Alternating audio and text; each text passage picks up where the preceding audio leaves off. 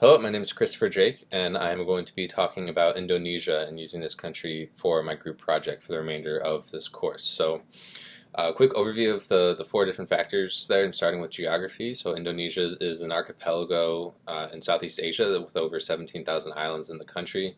The country straddles the equator and is predominantly spread east-west. So, the climate in one end of the country is going to be very similar to the other end of the country. A couple interesting facts about the geography is that it sits on the ring of fire, so there's a lot of volcanic activity. So a lot of the soil is volcanic in nature, meaning that it's very fertile soil for agricultural purposes.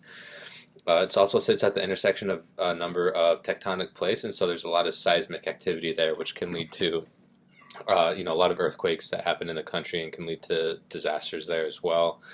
And one other item on geography is that it sits at the intersection of a number of bottlenecks for global trade. So any trade that needs to go from India or Africa to anywhere in Asia, really, has to go through the Straits of Malacca. And so your country, Indonesia, sits at that intersection where any trade going from China to Australia or to India to America is going to be coming through those straits. And so it's in a great spot with trade surrounded by allies there, and a large growing population that is going to be, driving a consumer economy in time to come. In terms of values, Indonesia has more than 300 ethnic groups, and it's predominantly Muslim at about 87% of the population.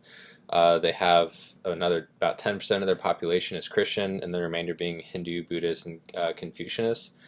Indonesia is a hierarchical country. Education and status perceived as power, but age is the defining factor for who has power in that country. In terms of the work culture, Indonesian work culture emphasizes harmony in the workplace and ensuring that everyone is on the same page and getting along with each other, essentially. And it's a very collectivist society, so people think through the lens of the greater good and how is this going to impact my family and my society, as opposed to a lot of Western societies that have a very individualistic culture. Moving on to the next value, factor endowment. So as I mentioned, Indonesia is a volcanic country, so there's a lot of agricultural opportunity. There's a lot of other natural resources, particularly in the metal space. So Indonesia is one of the largest producers of metal in the world, of nickel in the world, excuse me, which is vitally important for batteries. And so there's a lot of critical minerals that are in the earth there that are going to be very important for the energy transition for decades to come. And that's an area that I think the government and the world is paying a lot of attention to, as they have a lot of tin, gold, copper, lithium, nickel, etc. And so they have a very strong factor endowment with all their natural resources and a large population. In terms of the institutions, the government's very keen to continue exploring ways to onshore these expected riches, and so it plays a fairly interventionist role in the economy by taking, resource nationalism to some new levels, including, banning the export of nickel in order to try to bring higher value add industries into Indonesia, so that they're not just sending extracted metals to other countries to get refined. They want to do the refining in the country. They want to build the batteries in the country. They want to manufacture things for the world in their country using Indonesian source materials. And then moving on to this next question on aid and how successful has it been.